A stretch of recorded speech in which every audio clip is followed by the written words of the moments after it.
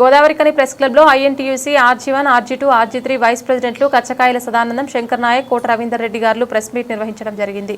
ప్రధానంగా ఈ నెల 12న ఏఐటీసీతో సింగరేణి భవన్లో యాజమాన్యం స్ట్రక్చర్ కమిటీ అదే రోజు జేఏసీ సమావేశం సాయంత్రం ఉండే. కానీ ఏఐటీసీ ఒత్తిడి వలన 12న జరిగే జేఏసీ సమావేశం 13కు యాజమాన్యం వాయిదా వేసి 12న ఏఐటీసీతో స్ట్రక్చర్ మీటింగ్ పెట్టడం జరిగింది. ఈ స్ట్రక్చర్ మీటింగ్కు ఏఐటీసీ హాజరై కార్మికుల ప్రధాన సమస్యలైన గత ఆర్థిక సంవత్సరం లాభాల వాటా, ఎరిక్సై, ఇన్కమ్ ట్యాక్స్ రద్దు, కార్మికుల సొంతింటి పథకం ఇలా అనేక సమస్యలపైన చర్చించి ఏదో సాధిస్తారని కార్మిక వర్గం అనుకుంటే అసలు స్ట్రక్చర్ మీటింగ్లో ఏఐటీసీ నాయకులు పాల్గొనకుండా ఎందుకు బహిష్కరించాలో అసలు నిజాన్ని కార్మికులకు తెలపకుండా చర్చలోనే పాల్గొనకుండా మేము బహిష్కరించామని కల్లబొల్లి మాటలు చెబుతూ కార్మికుల ప్రధాన సమస్యల నుండి తప్పించుకునే వ్యవహారం చేస్తున్నారు. గత 10 సంవత్సరాలు టీఆర్ఎస్ ప్రభుత్వం అధికారంలో ఉండి టీబీజీకేఎస్ యూనియన్ ఇక్కడ ఉండి కార్మికులను నానా రకాలుగా హింసిస్తూ అనేక రకాలుగా దోసుకొని ఇవాళ కాంగ్రెస్ పార్టీ మీద అవాకులు చెవాకులు వెళ్తా ఉన్నారు. మరి వాళ్ళ ఒక ఆలోచన విధానం 10 సంవత్సరాల్లో ఒక్క బొగ్గు బ్లాక్ను కూడా వాళ్ళు తీసుకొచ్చినటువంటి దాఖలాలు లేవు.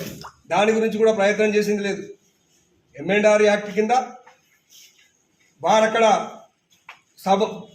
మన పార్లమెంట్లో వారికి ఉన్నటువంటి ఎంపీలందరూ కూడా వాళ్ళు అక్కడ జైలు కొట్టారు. దానికి అక్కడ ఒప్పుకొని వచ్చారు.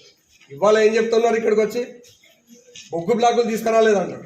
మరి బొగ్గు బ్లాకులు తీసుకురాలేదు, ప్రైవేట్ వాళ్ళకు ఆ రోజు కట్టబెట్టారు. అవి కట్టబెట్టినా కూడా ఇంతవరకు ఓపెన్ కాలే.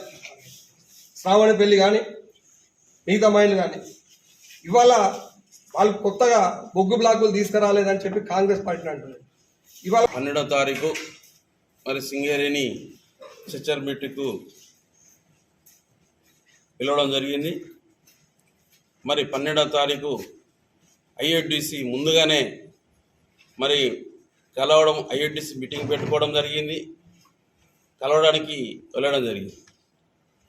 మరి ఏఐటీసీ నాయకులు వచ్చి అక్కడ సింగరేణి సిబ్బందిని కలవకుండానే మేము ఈ యొక్క స్ట్రక్చర్ మీటింగ్ను మేము బైకాట్ చేస్తున్నామని చెప్పడం జరిగింది.